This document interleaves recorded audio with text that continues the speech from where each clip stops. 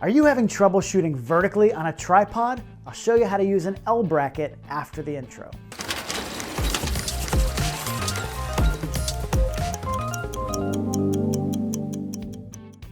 If you shoot landscapes, portraits, macro images, or anything else where you might be on a tripod, then you've dealt with this issue. Shooting horizontally in the landscape position is easy. You can mount onto a tripod or a ball head and everything is solid and stable. But what if you want to shoot vertically in the portrait position? With most tripods alone, it's just not possible to turn the camera that way. You can do it with a ball head by swinging the camera around and down the side, but that brings a couple of problems with it. First, it changes your composition. You're physically moving the lens over and down, so you'll probably need to recompose your shot. If you're a landscape photographer who's been waiting all day for the last 5 minutes of golden hour, then the last thing you want to do is spend a couple of those minutes moving and lowering your tripod.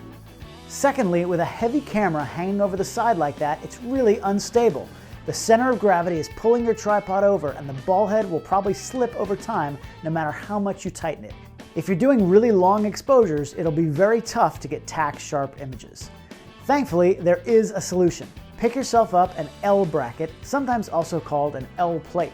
What you do is attach this thing to your camera and leave it there. It gives you a standard Arca Swiss attachment on both the bottom and side of your camera. Now to switch to the vertical position, you simply flip your camera and reattach on the side. The lens is roughly in the same spot, so you don't have to recompose, and the weight of the camera is centered over the tripod, so stability is a non-issue. Now when buying one, make sure you get a metal bracket because the plastic ones can break too easily as you clamp down on it.